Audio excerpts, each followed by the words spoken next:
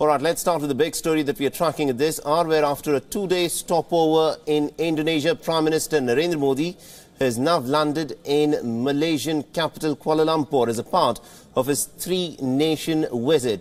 The Prime Minister Narendra Modi will also be meeting his recently elected Malaysian counterpart, Mahathir Bin Mohamad, who at 92 is the world's oldest leader.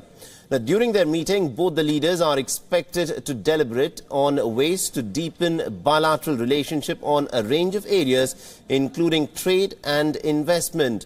Now, on the 1st of June, on the last leg of his visit, Prime Minister Narendra Modi will also be holding extensive talks with the Singaporean Prime Minister Lee Hsien Loong. Now, the Indian Prime Minister will be addressing the CEOs of the top 20 companies and is also likely to ink a number of pacts in the areas of defence, space and skill development. Now, another highlight of Prime Minister Narendra Modi's visit to Singapore will be his keynote address at the Shangri-La Dialogue. He is also the first Indian Prime Minister who has been invited to deliver the keynote address at the forum. All right, now for more on this, we are joined in by our political affairs editor, Karthikeya Sharma, who's been tracking all the developments very, very closely for us. Now, Karthikeya, we saw what happened in Indonesia, where the relationship was in fact elevated between India and Indonesia to be one that of comprehensive strategic partnership.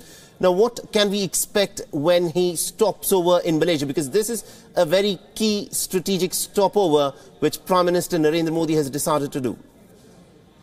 See, the key strategic stopover primarily has two purposes. I see, unlike Indonesia, which was a very strong cultural bilateral, Singapore already has a large expat community. You land in Singapore, you will feel at home. You'll see a lot of Indians around. Issue is that how do you take it forward?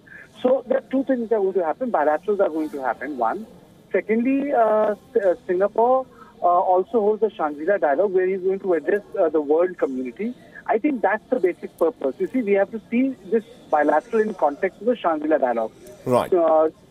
Community events and other, bilaterals are important, but the Shangri-La Dialogue, what is his take on the Indo-Pacific? What is his take on the South China Sea? I think that is all going to make a difference.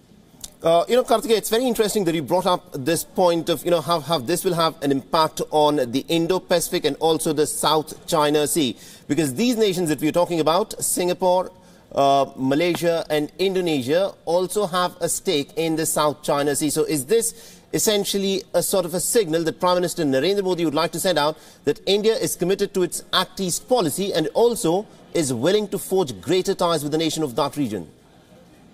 See, I don't think Indonesia is going to antagonize powerful neighbors. See, one has to understand that. Indonesia has to live here. Singapore has to live here. I don't think that antagonization will take place. My understanding is that there can be a strong, and there is a strong bilateral between Singapore and India. It's purely in context of economy, digital, the expat population, which has done well for itself in the business and trading. But Shangri-La Dialogue remains the key, because we have to understand that the Shangri-La Dialogue is a very prestigious forum whereby leaders share their worldview. It's a podium which makes a difference. The whole trip is woven around it. Absolutely, indeed. And also in the case of Indonesia, when he stopped over there, we saw 15 agreements being signed, including one to boost defense cooperation and also this key issue of freedom of navigation in the strategic Indo-Pacific region. What do you expect is likely to come off his stopover in Malaysia and also in Singapore? Indonesia is over right now. Paris is in Malaysia because the new government has taken over. So I think, the political connection is something which the Prime Minister is looking forward to in Malaysia. But coming to Singapore, he's going to spend 2 days here. He's going to spend the night here. And even tomorrow evening is the Shangri-La Summit. Right. That's going to be a very important event. But yes, I would say that the bilateral would focus on trading. Singapore cannot be seen in terms of military. Singapore is like the first Dubai of the world, the transit point. I think there are many great takeaways, and Prime Minister himself is an admirer of the Singapore. Please understand, the link between the Indian Prime Minister and Singapore is the model of governance, the infrastructure. That's where the take is. The Prime Minister's admiration for Lee Kuan, Prime Minister's admiration for the way Singapore has developed. I think that is the bond we have to explore. Absolutely, indeed. We'll have to leave it there. Thank you very much indeed, Kartikeya Sharma, for joining us and getting us all those inputs. So this of course, is an extremely significant visit, a three-nation tour lasting 5 days. The first leg of it is over. He spent about 2 days in Indonesia, and some important agreements have been signed. And now, of course, the Shangri-La dialogue, and it remains to be seen as to what comes of it.